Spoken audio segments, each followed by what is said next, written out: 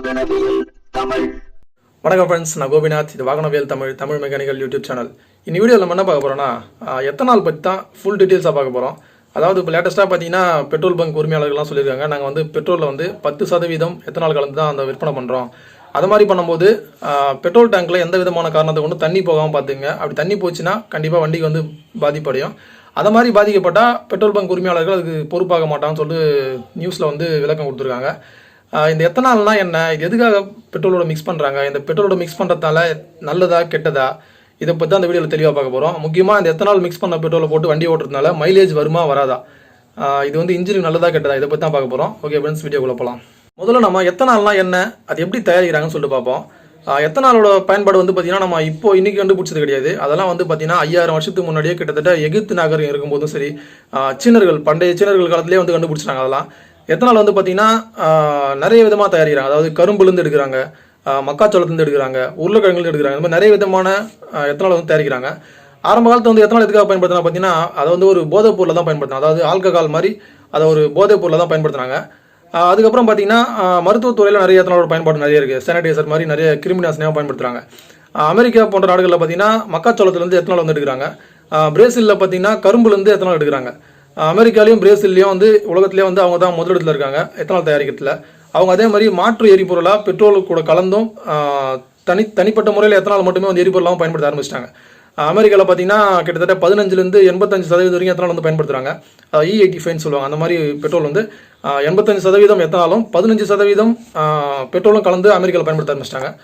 பிரேசில்லாம் பார்த்தீங்கன்னா 100% எத்தனாலே வந்து எரிபொருளாகவும் பயன்படுத்த ஆரம்பிச்சிட்டாங்க. இப்போ இந்தியாவில் பார்த்தீங்கன்னா கடந்த 10 வருஷத்தில் படிப்படியாக வந்து எத்தனாலோட பயன்பாடு அதிகப்படுத்திருக்காங்க. ஆரம்பத்தில் வந்து 5% பயன்படுத்தாங்க, இப்போ 10% அதை வந்து அதிகப்படுத்திருக்காங்க. அந்த எத்தனால் வந்து எதுக்காக எரிபொருள் அதாவது பெட்ரோலோட மிக்ஸ் பண்ணுறாங்க, இதெல்லாம் என்ன நன்மைகள்னு சொல்லிட்டு ஃபஸ்ட் பார்ப்போம். எத்தனாலை வந்து நம்ம பெட்ரோலோட மிக்ஸ் பண்ணி அதை எரிபொருளாக பயன்படுத்தும் போது என்ன ஆகுதுன்னா, கிட்டத்தட்ட வந்து நம்ம எத்தனை பர்சன்டேஜ் சேர்த்து கலந்து பயன்படுத்துகிறோமோ அதுக்கேற்ற மாதிரி அதாவது அந்த வெளியேற புகை, அந்த கார்பன் டை ஆக்சைடு அந்த மாதிரி நச்சு புகை வந்து அதோட பர்சன்டேஜ் வந்து குறையறதா சொல்லியிருக்காங்க. அதாவது குறைஞ்சபட்சம் 7% 19% வரைக்கும் அந்த கார்பன் டை ஆக்சைடு போன்ற அந்த பொல்யூஷன் வந்து கண்ட்ரோல் ஆகுதா சொல்லியிருக்காங்க. அது மட்டும் இல்லாமல் எத்தனால வந்து நம்ம பெட்ரோலோட கலந்து பயன்படுத்தும் போது என்ன ஆகுதுன்னா, நம்ம வெளிநாட்டிலேருந்து பெட்ரோல் வந்து இறக்குமதி பண்ணுற அந்த செலவு வந்து குறையதா சொல்லியிருக்காங்க. இப்போ 100 லிட்டர் பெட்ரோல் நம்ம இறக்குமதி பண்ணுறோம்னா, எத்தனால் 10% கலக்கும் போது என்ன ஆகுதுன்னா, நம்ம 90 லிட்டர் மட்டும் இறக்குமதி பண்ணாலே போதும். 10% வந்து நம்ம இங்கேருந்தே தயாரிச்சிடலாம் எத்தனால. அதனால் நமக்கு வந்து வெளிநாட்டிலேருந்து பெட்ரோல் வந்து இறக்குமதி பண்ணுற அந்த காசு வந்து மிச்சமாகும். அடுத்து பார்த்தீங்கன்னா எத்தனால் வந்து பார்த்தீங்கன்னா நான் ஏற்கனவே சொன்ன மாதிரி மக்காச்சோளம், உருளைக்கிழங்கு, கரும்பு இது மூணுலேருந்து தயாரிக்கிறாங்க அதிகபட்சமாக. அப்படி தயாரிக்கும் போது என்னன்னா விவசாயிகள் வந்து அதை அதிக அளவில் வந்து உற்பத்தி பண்ணுவாங்க, அதிக அளவில் வந்து விற்பனை பண்ணுவாங்க. அப்போ என்ன ஆகுதுன்னா அவங்களுக்கு வந்து வருமானம் அதிகமாகும், விவசாயிகளுக்கு ரொம்ப நன்மையாகவும் இருக்கும். இது மாதிரி நிறைய நன்மைகள் வந்து எத்தனால் பயன்படுத்தால கண்டிப்பாக இருக்குது. ஆனால் எத்தனால் பயன்படுத்தால நிறைய தீமைகள் இருக்குது. அதே என்னென்னு சொல்கிறேன் உங்களுக்கு.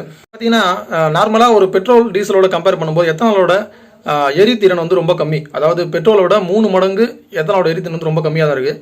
அதனால என்ன ஆகுனா, ஒரு நார்மலான ஒரு இன்ஜின் வந்து பெட்ரோல் ஊற்றி அதை இயக்கும்போது அதோட செயல்திறன் வந்து அதிகமாக இருக்கும். அதே செயல்திறன் நம்ம எத்தனால் மிக்ஸ் பண்ண பெட்ரோல் ஊற்றி இயக்கும்போது என்ன ஆகுனா, அதிகப்படியான பெட்ரோலை எரிச்சு தான் அந்த நார்மல் செயல்திறனுக்கு வந்து அந்த இன்ஜின் வந்து வரும். அப்போ என்ன ஆகுனா, அதிகப்படியான எரிபொருள் வந்து அந்த இன்ஜின் வந்து எடுத்துக்கும். அப்போ என்ன ஆகும், ஆட்டோமேட்டிக்காக மைலேஜ் வந்து ட்ராப் ஆகும். அதாவது நார்மல் பியூர் பெட்ரோல் நம்ம ஊற்றி ஓட்டும் போது நல்லா மைலேஜ் வரும். எத்தனால் கலந்த பெட்ரோல் ஊற்றி ஓட்டும் போது கண்டிப்பாக மைலேஜ் வந்து குறையது நிறைய வாய்ப்புகள் இருக்குன்னு சொல்லியிருக்காங்க. அது மட்டும் இல்லாமல் அதாவது ரொம்ப சில வருஷங்கள் பழைய வண்டிகள் எத்தனால் கலந்த பெட்ரோல் நம்ம பயன்படுத்தும் போது என்ன ஆகுனா, அந்த இன்ஜின் வந்து பாதிப்படையத்துக்கு நிறைய வாய்ப்புகள் இருக்குதான் சொல்லியிருக்காங்க. இது மாதிரி சில பாதகங்களும் இருக்குது. அது மட்டும் இல்லாமல் இப்போ நம்ம முன்னாடியே பார்த்தா உணவுப் பொருட்கள் இருந்தால் அதிகமாக வந்து எத்தனால் தயாரிக்கிறாங்க.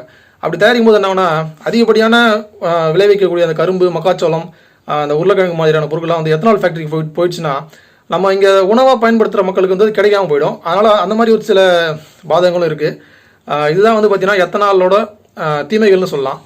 இப்போ கடைசியாக நம்ம எத்தனால் கூட எதுக்காக தண்ணீர் கலக்கக்கூடாதுன்னு சொல்லலாம்னு பார்ப்போம். இப்போது இயற்கையாகவே பார்த்தீங்கன்னா எத்தனாலும் தண்ணீரும் வந்து ஒன்றோட ஒன்றால் கலக்கக்கூடிய தன்மை கொண்டது. இப்போ நார்மலாக நம்ம பெட்ரோல் கூட தண்ணி கலந்தால் என்ன ஆகுனா, தண்ணி வந்து அடியில் போயிடும், பெட்ரோல் வந்து மேலே மிதக்கும். இப்போ இதே வந்து எத்தனால் கலந்த பெட்ரோல் கூட நம்ம தண்ணீர் கலக்கும் போது என்ன ஆகுனா, அந்த தண்ணீர் என்ன பண்ணணும்னா எத்தனால் மொத்தத்தையும் இழுத்துக்கும், அது பக்கமாக ரெண்டும் வந்து ஒன்று மிக்ஸ் ஆகிடும்.